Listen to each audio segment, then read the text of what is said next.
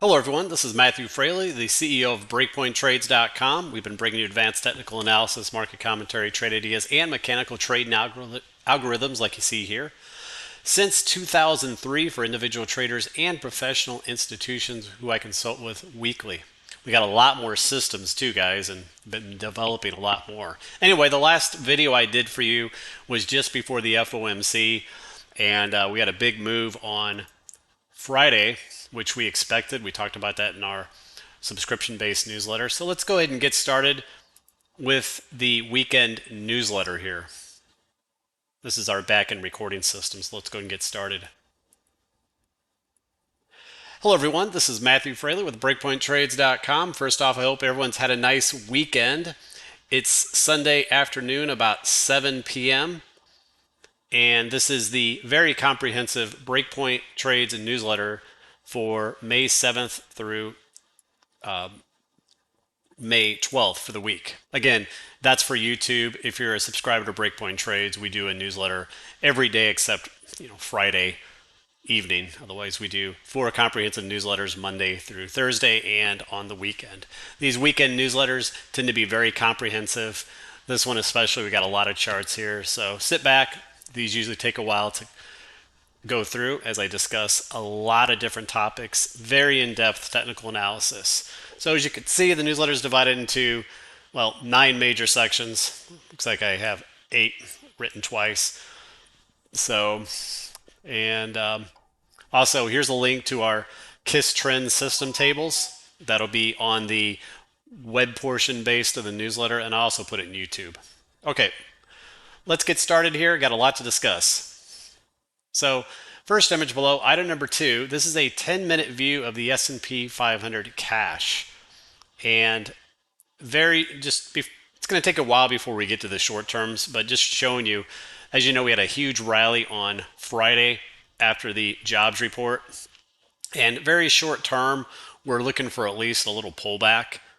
So something like this, maybe some sort of wave 4 and then another wave 5 up. So we're looking for a little pullback here short term.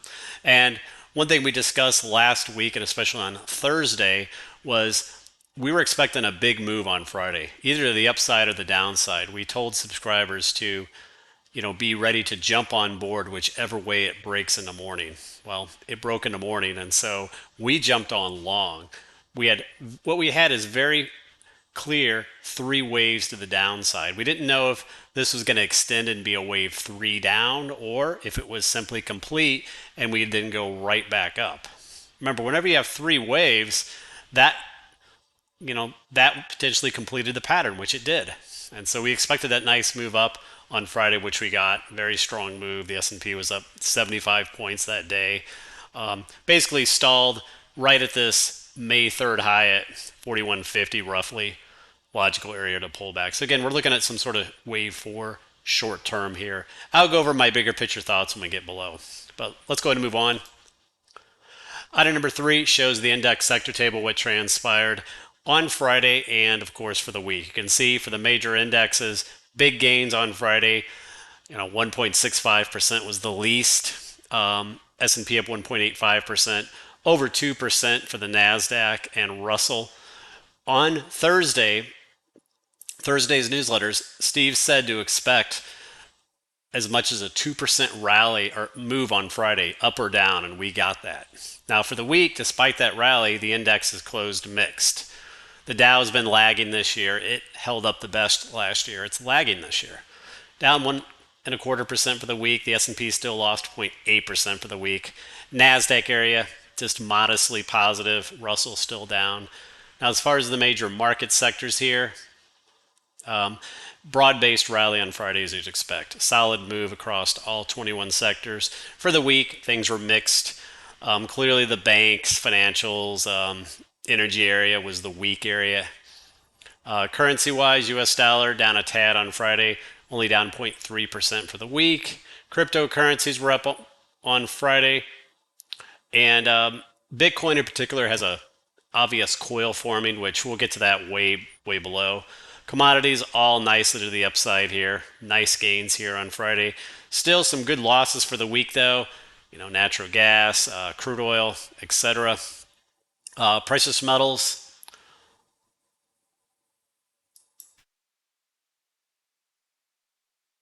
gold and silver were both down about a 1.5% on Friday. Remember, that area has been, had one heck of a rally. Still closed up for the week, but looking for some consolidation there. Same for the stocks and bonds for the week. TLT down 1.25% for the week. 10-year down, 30-year Treasury up. Next, item number 4 shows the economic news calendar. Last week, again, we had a slew of earnings from Apple, you name it, a lot of the big cap tech stocks. We had jobs report on Friday. And this week, again, we're mostly through earnings season now. So that's not going to help propel stocks at this point. We are in the May timeframe. The CPI we have on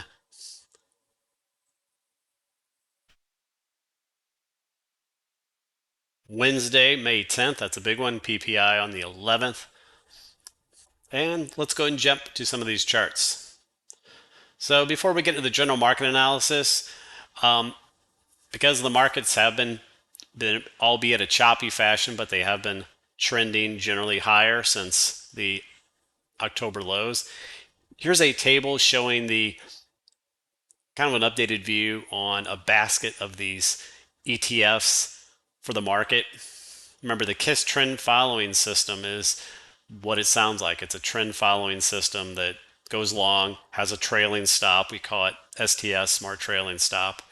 And this table here shows kind of a condensed thing. So here's SPY.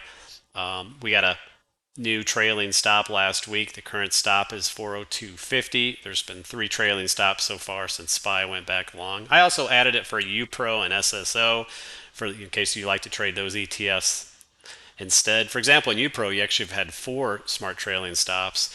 The Qs, you can see where that is. I've added a variety of things here. VYM, EFA, that's the Europe world markets. And believe it or not, that's almost at the highs. TLT, it's been flat. VYM, that's flat. IWM is flat. ERX is flat. But all these are long. Apple went long back on January, the Apple system, January 23rd. Since it's been at a raise it stop 12 times. Microsoft's been at a raise it stop 9 times. And again, guys, you can find all these in our table on the website, our KISS systems. So we have the basket, we have all the stocks in the NASDAQ 100, all the stocks in the S&P 500, top 100 ETFs. You can also search. So very valuable resource for those of you who like to follow that. Let's take a look at a few of those. So chart number 6, here's the daily KISS system for the triple Qs. Again, you can see that it went long back here in March, and it's been on a raise its stop 4, 5, 6 times. You can see there's a new smart trailing stop there at 308. You can see the last time there in mid-April when the moving average is pinched. That was an area where the price was defended. Next, chart number 7, here's the S&P KISS trend system. You got a smart trailing stop. You only have 3 of them since the system went back long there in March, but it is right around that last higher low, which is a logical spot for it. Next, chart number 8, here's Apple, KISS trend system for Apple. It went long back in mid-January there, and look at the dozen or so times it's been to raise its stop. Current stop's at 161.80, 162 if you want to round that up. So it's been riding that trend nicely, constantly protecting those profits. Next, chart number 9, EFA. That's the emerging markets, and this thing's done very well. You can see it was long there back in January. Basically stayed long until February, got stopped out at that trailing stop, 69.70. Then got back long here in March, and it's since been at a raise its stop.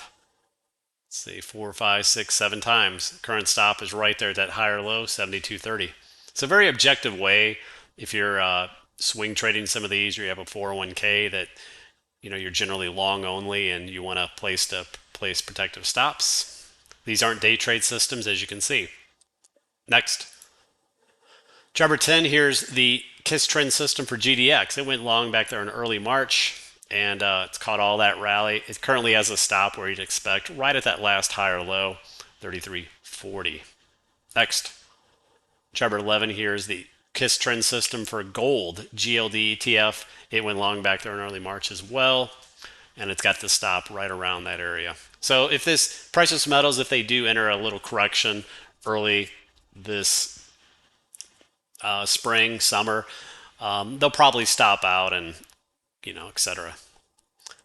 All right, let's go ahead and move to the general market indexes. So, chart number 12, here's a quarterly view of the 5 major indexes. And the only reason I'm showing you this because obviously we're not at the end of the second quarter. So each candlestick is 1 quarter. You can see the beginning of the bull market, which started in, March 2009. But then we had that blow off move there in, during the COVID days, COVID crazy days from 2020 to late 2021, essentially where so much liquidity was thrown into the system, into the economy, all that money. It's like water. You spill a bucket and it's going to go everywhere. It's going to find all the cracks. That's the same way with the money supply. You put too much money, it's just going to go into everywhere. You basically had the everything asset bubble here. You had the blow off in that bull market there. You can see how the slope changed. You had a bull market uptrend there from 2009 to beginning of 2020. And then after that COVID correction, it just accelerated. Blow off, classic blow off. But you had blow off moves in Bitcoin and NFTs and art and watches, Rolex watches, you name it. It was in used cars, everything. So that corrected. I don't think it's done ultimately. I don't think you fix that within a year. That's me. But otherwise, you can see the major indexes did rally off their middle quarterly Bollinger Bands. This is something I talked about last year.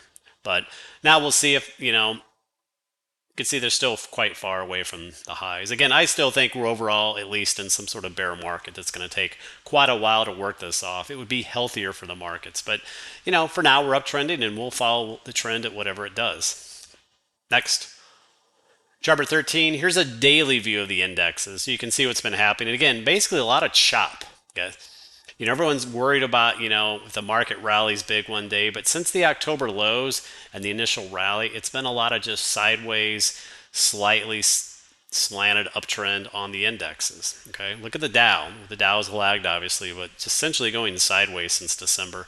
Here, I added a trend line to watch. Here's the S&P. Again, a lot of chop, a lot of sideways movement. We rallied off the middle Bollinger Bands last week. Here you get resistance right up here around the 4,200 area. Here's the Qs, kind of coiling, kind of a wedge type pattern. Same for the NASDAQ. You got a horizontal resistance there. And the Russell, it's been the weakest. It did hold on to that lower trend line support, bounced off of it. Next, let's go ahead and move to our proxy, which is the S&P 500. We like to focus on that. So here's a weekly view of the S&P 500. Again, it lost 0.8% despite Friday's big rally. And again, as you know, we had the blow-off bull market move from the March 2020 low to the end of 2021. Then we called for a bear market, which we got last year. We put in a decent trade low there in October of last year. And the market's been overall uptrending since then in sort of a choppy way. But on this weekly chart here, a couple things. There's a big resistance right up here around the 4,200 area. You also have this open gap. So we're right up near, close to some resistance here. If we can blow through this area, one of my targets would be this upper trend line of this little channel. But this 61.8 fib, 4,300-ish area. That's the 61 fib retracement from the January 2022 highs to the 2022 October lows. To me, that would be a target area perhaps to achieve. Okay. Again, moving average ribbons have been bullishly stacked here for a while. We had a bullish pinch there back in March. Now, later on in the year, one thing I'll be watching is the trend line on this 14 RSI. Eventually, if that is broken, that'll be a big warning sign to be very cautious or get out of a lot of stuff. drawing trend lines in the 14 RSI is very effective. But otherwise, again, would be some of my target areas perhaps this summer. One of our thoughts this year is that the market could perhaps hold up through the summer and then maybe have a big correction in the fall. Just something we're looking at. Next, chart 15. Here's a weekly view of the S&P. You can see the same trend line on the 14 RSI where we'll be watching that over time. Again, moving average ribbon is fine at the moment. As you know, it went bearishly stacked there in 2022, and it did flip back positive early in the year.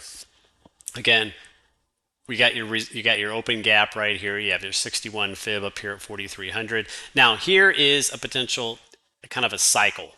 Okay. Now this isn't anything. This isn't a traditional fib cycle or anything like that. But you can see overall the market's sort of been responding to this sine wave type cycle. All right. And you can see how this would, you see how this was projecting for a low sometime in later March. And it lined up pretty well, just like this bottom here in October lined up perfectly. And this would overall suggest maybe, some topping out pattern in July, June, and then a big pullback into the fall time frame. And that kind of matches up with what we're thinking at the moment. But again, we'll trade whatever transpires.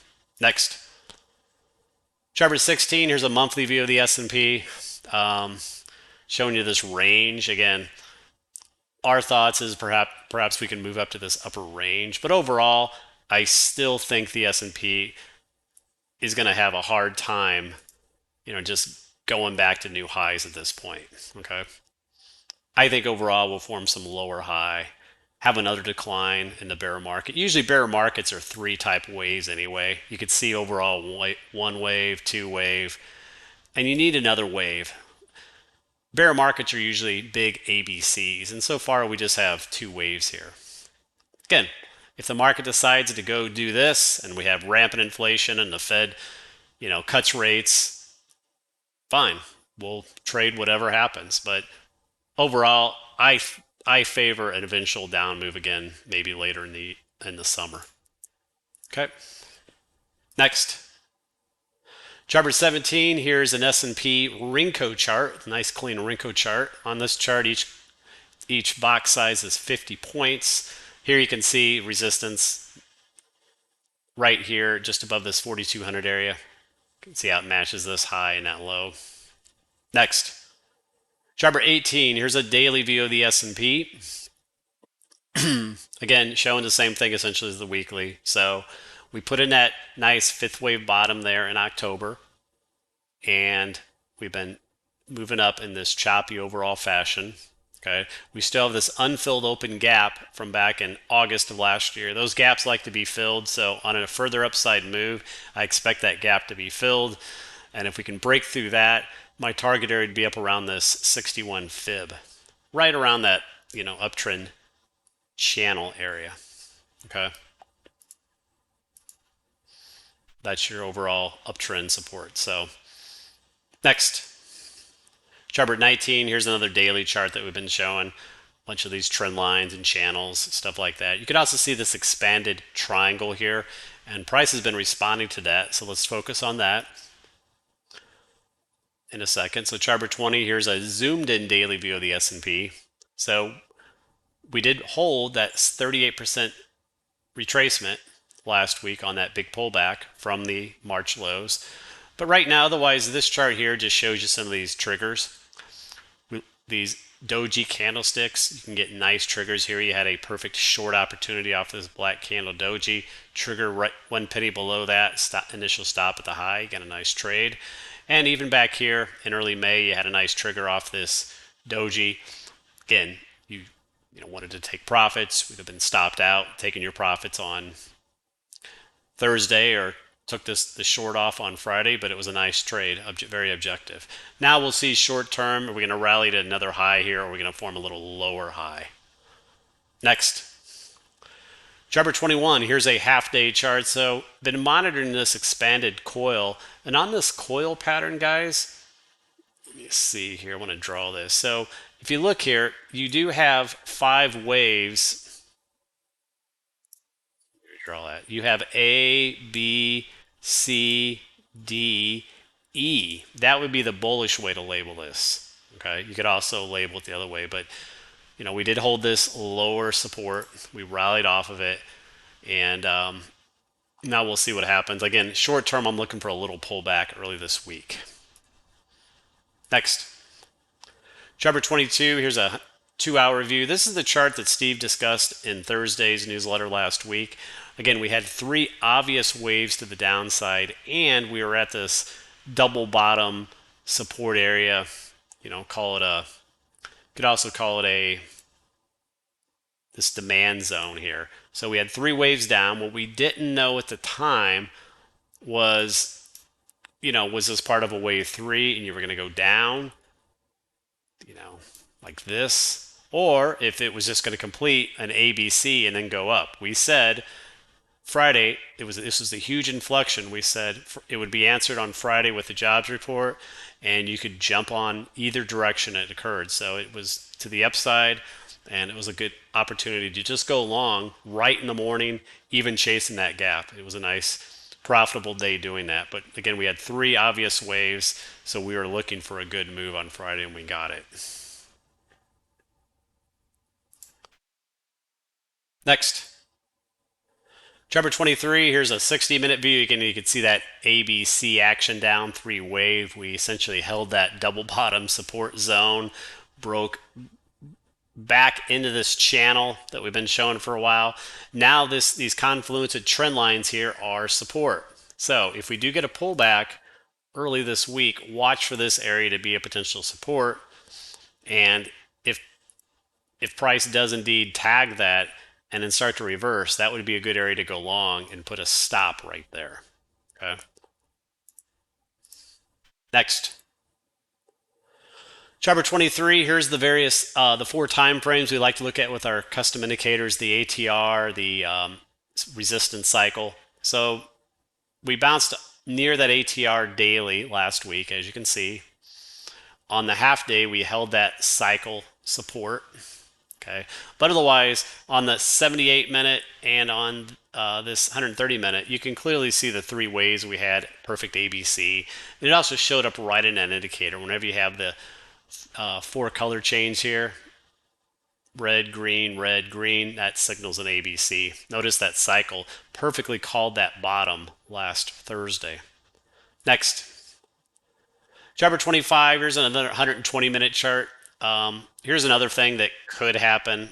I don't really favor it, but form a lower high, little head and shoulder here.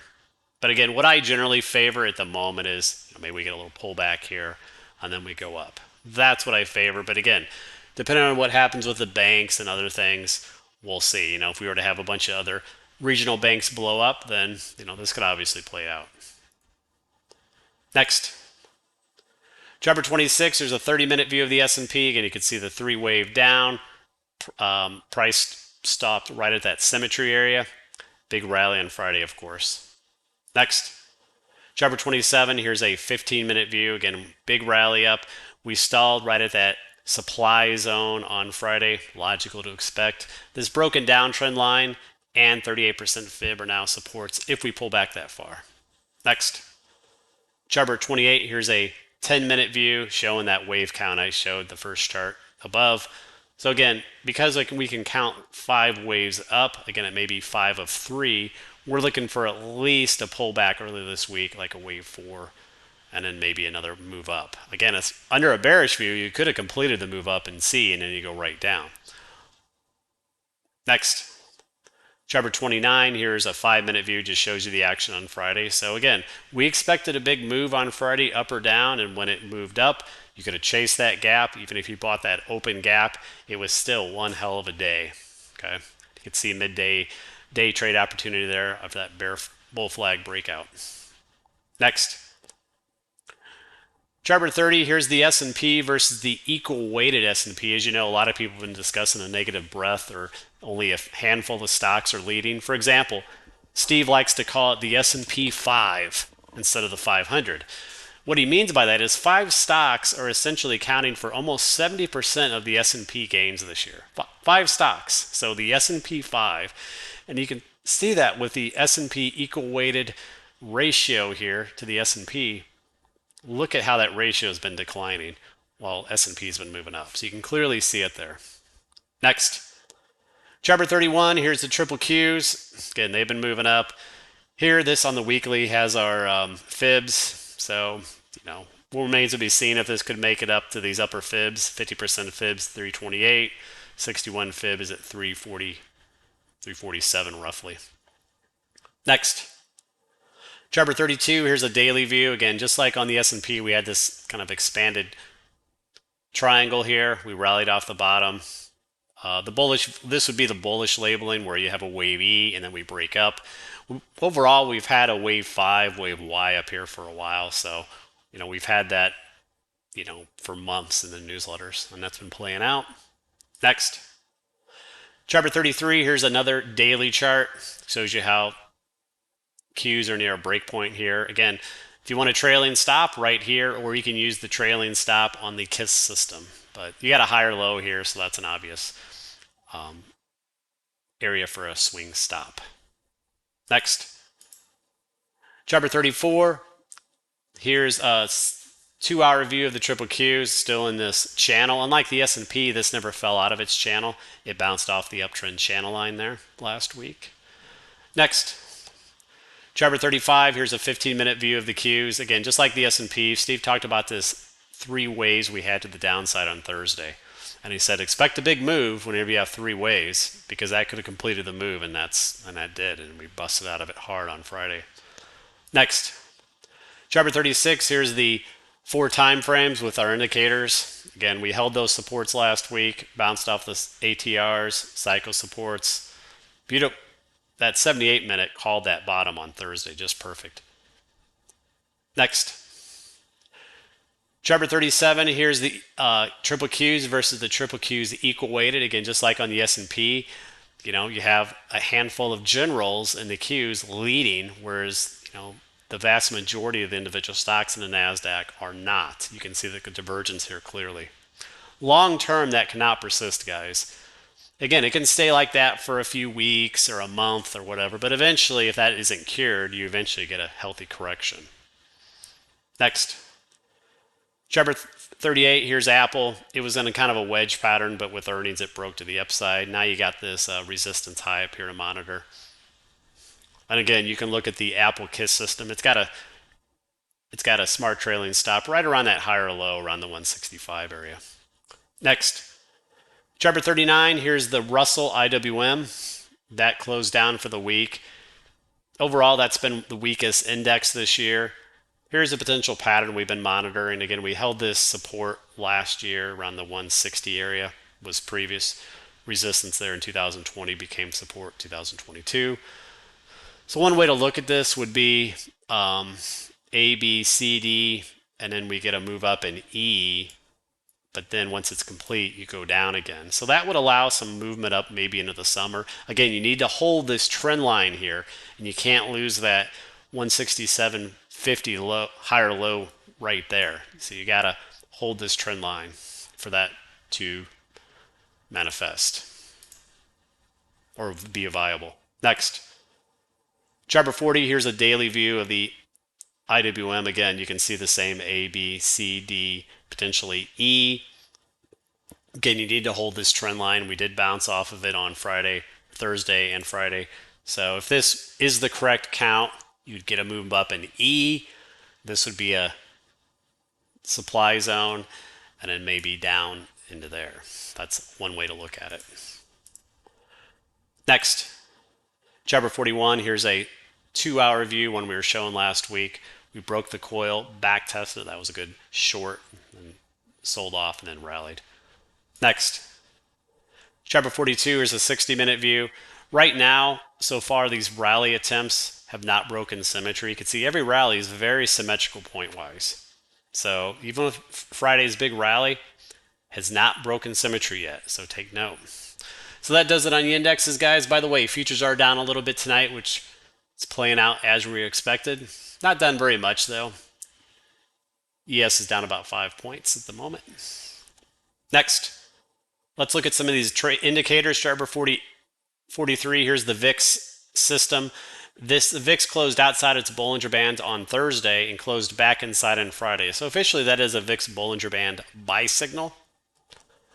Next, speaking of the VIX Bollinger Band system, when it closes outside the bands and back inside, so using the standard Bollinger Band settings of 220 and simply closing the trades out over the 9 SMA, here's your statistics. A profit factor of about 2 overall, 79% winning trades, 173 trades going back 15 years. Here's your profit curve, okay. However, I have a modified version of the VIX system, which I may start sending trade signals for the website. Let me show you that. So chart 45, here's the modified version of the VIX system. So quite a bit better. Look at that profit curve, much nicer. Look at the profit factor, almost 32 versus a profit factor of 2. 92% winning trades, 125 trades, going back, again, 15 years. This one uses a settings of 22 instead of 20 for the Bollinger Bands and a 2.8 for the longs. So standard deviation to 2.8 is harder to trigger than a 2, and a 2.2 for the shorts. And there you go. So that's a nice system that I may be sharing with the website along with the other systems. Next, chart 46, here's the RVX system. That's the volatility index of the Russell, and you can see it closed back inside its upper Bollinger Bands last Friday. It was outside its bands, so that went on a buy signal for the Russell. Next, chart 47, here's the VXD. That's the volatility index for the Dow. And that also went on a buy signal on Friday, closing back inside its Bollinger Bands after being outside. Next, chart 48, here's the volatility index for emerging markets. That also went on a buy signal last week. It was outside its bands, closed back inside, but it went on a buy signal on Wednesday. Next, chart 49, here's the volatility system for Apple. It was outside its Bollinger Bands, closed back inside on Thursday for a buy signal. I show these guys because I've also have developed some of these volatility systems for these other instruments that I may or may not share at the website. I'm not sure yet. Next, let's move on to some of the market sectors. Chart 50, here's XOK technology. We've had it in this wedge for months now. It's still working higher in the wedge. It still has plenty of room to work higher in the wedge if it wants to. And of course, 3 stocks make up 50% of it: Apple, Microsoft, and Nvidia. Next, chart 51, semiconductors, up on Friday. It's got the downtrend line and 50-day moving average up here to contend with. Next, chart 52, financials. As you know, this area broke down last week within that channel. It's bouncing back. A back test of that channel line and those moving averages is now resistance. Next, chart 53, KRE, the regional banks. They've been absolutely destroyed. We've had 3 major bank failures. So anyway, this did get quite oversold last week. You had a little doji hanging man, or not a hanging man, but candle last week there. Little bounce back on Friday. Next, chart 54, here's a monthly view, logarithmic view, and KRE bounced off this logarithmic uptrend line going back to 2009. There was also demand zone here, so logical area for that to bounce off of. Again, it's a heck of a correction, so it did rally off of there. But again, you do have to keep an eye on this area, guys, especially if we were to have more bank failures. That would clearly spook the market. Next, chart 45 or 55, here's another monthly view. This is a linear chart. But again, it got well into this demand zone and bounced off of it for now. Next, chart 56, XOP, consumer staples. This sector's been on fire. It did have a little inverted hammer in April there, pulled back, but it held that 20-day moving average. Still uptrending nicely.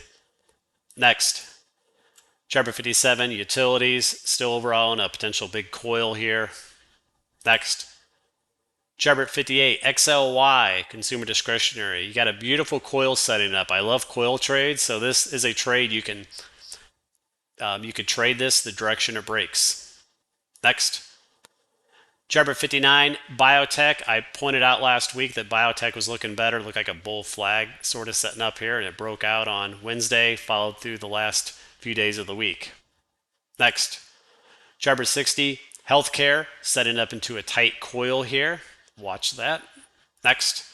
Chart 61, XLE energy. It's been weak lately here, especially with crude. Here's a potential pattern it could be forming over time, this kind of coil triangle type pattern. Next. Chart 62, XLI, industrials, also forming a coil here. Finally, chart 63, FEZ, that's the Euro Stock 50. And talk about bear markets. This isn't the bear market, is it? This thing is basically rallied all the way back to the 2021 highs. Take a look at that. Amazing. You do have a little wedge look to it at the moment, right at resistance here. So maybe some consolidation up here would make sense. Next, let's move on to commodities. Chart 64, DBC, that's the commodity ETF. Overall, I do think commodities are in a long-term uptrend, but this has been correcting now it's been since the July or June 2022 highs. So about 11 months now it's been in a correction. That's the pattern it's in at the moment. Next, chart 65, crude oil. Crude oil is a big weighting on DBC. And very simple analysis, the 200-day moving average has been resistance here. It lost that 200-day moving average back in August, as you can see, then back tested it twice, couldn't stay above it, back tested it again there in April. And so clearly the 200-day moving average is very important on this. Short term, bounced off this little double bottom demand zone area. Next, chart 66, here's another chart of crude oil. Looks like I have two of them here. Meant to remove one of these. Shows you the same thing. Next. Chart 67. Here's the weekly view of crude oil. Again, this 200-week moving average was support back there in March, held. And then you can see it actually undercut it a little bit last week, but regained it. So that 200-week moving average is also something to watch. Also, this trend line on the RSI is your resistance. Next. That said, chart 68, here's OVX, that's the volatility index for crude oil, the system, and this generated a buy signal on Friday. Why? Because it was outside its upper Bollinger Band and then closed back inside. That's a buy signal, okay? Remember, it had a nice buy signal back here, which is an excellent signal. So this one on a buy signal, guys. Next, chart 69, copper. Overall chopping around since breaking through that little uptrend wedge there. It's overall in this little downtrend channel. Also watch the 200-day moving average. You can see that resistance back here, potentially support now.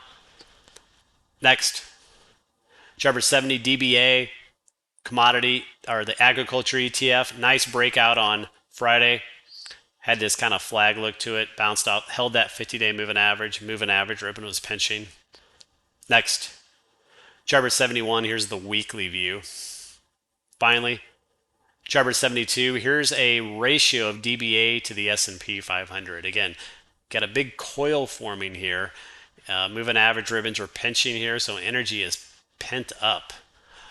And I overall do think that the DBA will lead the S&P, but it is coiling here, so watch. Next. Chart 673, sugar. This thing's been on fire for whatever reason. Huge move on sugar this year. Next. Chart 74, there's the tradable ETF, cane. Again, just really strong uptrend here. Next. Moving on to bonds, chart 75, high yield corporate. Still overall in this pattern. This market tends to move with this, guys, so you always want to watch high yield corporate. Very strong correlation with this and the S&P. This is your resistance here. Next. Chart 76, TLT, 20-year bonds. Overall been shopping around here for a while. Here's the pattern we're monitoring at the moment. Next. Chart 77, here's a 10-year treasury yield. You know, they topped out back in October where the general market bottomed. So the general market's been holding up while overall long-term rates have been falling. Okay. I'm not going to show the yield curve tonight, but as you know, the yield curve has been strongly negative for since early last year. Next, looking at Bitcoin, chart 78, Bitcoin, we had a rising wedge that we were showing a couple weeks ago, which played out for a quick pullback. But right now, you're forming another coil. So instead of an ABC zigzag, this appears that it may be forming a coil. Next, looking at a few of the individual names, chart 79, Mara, one of our favorites. Broke through resistance here, rallied up, back tested that area, extended trend line became support. Guys, just a pro tip, whenever you draw a trend line and price moves through it, extend that trend line out because many times it's still relevant in the future on a back test. Next, chart 80, Riot. Here's one you could still monitor for a trade. It's overall forming this pattern. Next, moving on to the US dollar, chart 81, US dollar down 0.4% for the week. So healthy pullback since October last year. And guys, that has mirrored the market. That's when the general market bottomed, was when the dollar topped back there in October. No changes here. Here's a demand zone down here if it works down lower. Next, chart 82, there's the monthly view of the dollar. Again, over a year ago, we had the dollar drawn as a fifth wave up here, and so far that has played out. Next, chart 83, here's a daily view of the dollar. Again, this is the demand zone, and it's trying to find support here, but if it loses it, obviously it can have another leg down here. So keep an eye on that. If dollar's another leg down, the general market would likely continue higher. Next, chart 84, looks like a duplicate of this. Chart 85, before we go to gold, here's a chart of GLD, gold ETF to the US dollar. And you can see obviously two are moving opposite. Dollar's been downtrending since October last year. It's near its downtrend channel. Is the dollar going to break out or is it going to go down to the bottom of the channel? Likely will determine what gold does and the general market. Next, moving to gold itself, chart 86, weekly view of gold. Again, down for the week, gold was up 1.2%, 1.3%. You can see the pattern here. You got a big resistance up here around we could essentially round it up close to the 2100 area. And so now the question is, do we break out of this or do we pull back first and then break out of it later? Seasonality wise, gold tends to be weak from May to early July. So something like this would definitely make a lot of sense. Or if you were to break out here, then watch for that area to be support. But I favor maybe a pullback from this area consolidation. Next, chart 87, here's a daily view of gold.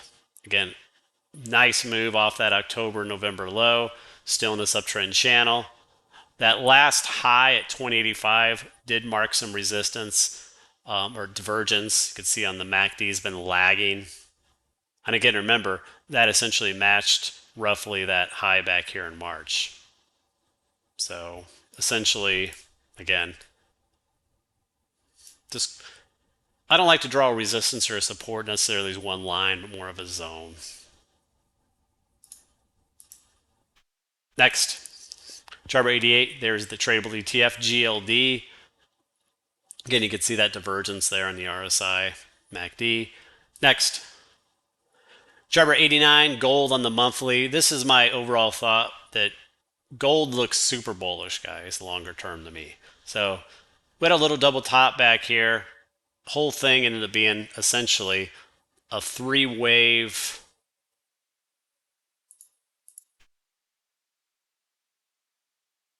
pullback. A, B, C, fourth wave. And now we're up in wave 1 of 5. Okay. But remember, wave 5 should have 5 waves. So overall, sometime I'm expecting a wave 2 pullback. Then a monster move in a wave 3. Probably take gold up the, who knows, 2,500 or whatever. Maybe we'll see gold at 3,000 eventually. But overall, in a consolidation, I will be a buyer on gold. Next, Chart 90, here's the seasonality of gold going back about 20 years. So again, it's not hugely obvious here, but you can see April's a decent month for gold than it was this time. May and June are a little weaker, and then your strong months are July and August. So if we do have some weakness early this spring, summer, wouldn't surprise me by seasonality. Next, chart 91, silver. This is the weekly chart. Still gained 2.8% for the week. You can see broke out of this coil, held that as support. Next, chart 92, there's the daily chart. This coil here, it's failed to break out of that so far. Next, chart 93, GDX, gold miners. Again, uptrending nicely here. That moving average ribbon pinch there, that was an awesome area to buy back there in February, as you can see. Next, chart 94, here's a daily view. Again, briefly made a new high there, but more of a double top last week. This is your big support, which was previous resistance. That's, by the way, where the smart trailing stop is, right around here. We do have divergence there on the MACD as it's not keeping up. Next, chart 95, there's a 60-minute view. Again, could it break out here, or it could go down? You can see we broke this little channel, back tested it. Next, chart 96, here's the bullish percent gold miners index, BPGDM. It's up here at 75%. Again, it can go higher. You can see last time and last year it got up to 83%. But remember, guys, your low risk time to buy the precious metals are when it's down here. When it's way up in here, remember these bullish percent charts go from 0 to 100. That's when they're not as cheap. So overall, suggests that we could see some consolidation early this summer. Next, chart 97, DRD. This is a long idea I put out in the precious metals a week ago, and this sucker had a big pop. It had clear resistance at $11, rallied up there over 13. Very nice trade if you took it. Next, chart 98, AU, another one, was in a coil, popped to a new high. That new high, notice the MACD is not keeping up with it, right? Divergence here on the MACD relative to the price. But again, it gave a nice trade last week if you took your profits. Next, chart 99, GFI, the same deal. Had a beautiful resistance here.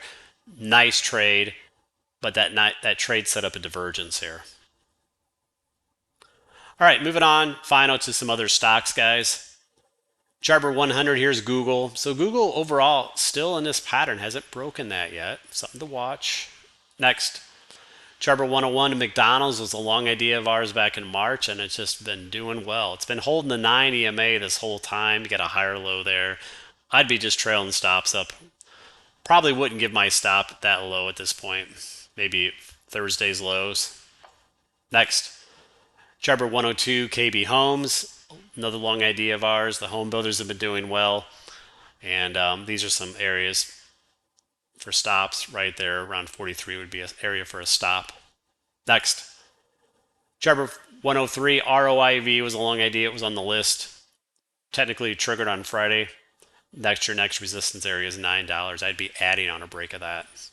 Next, chart 104, edit. This was one of the stars last week. I had this in my newsletter on Monday and Wednesday. Was a textbook pennant pattern, bull pennant. I mean, this could have been in a book for technical analysis. Busted out on Thursday. Big follow through on Friday. In fact, it exceeded the symmetry target, which was essentially the measurement here.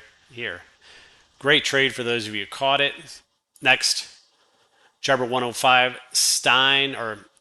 Stoneco, STNE. Beautiful base. I don't know much about this company, guys, but I like the base. It started to break the base on last week. Again, up over 10% for the week. When stocks break out of these bases, these have your swing trade potential. These would be your next target areas. And while they look close, remember, this is a linear chart. I mean, the next resistance is 15, then you got one at 17 and 20. Those are big percentage moves just up to here. And then after that, potentially 30 would be target area. Next, chart 106, AMD, nice reversal last week. We'll see if it can punch through this area. I didn't add any other trade ideas here, guys, just because the newsletter's long enough. And anyway, we'll see what happens this week. Have a good rest of your Sunday evening and see you this week. Take care.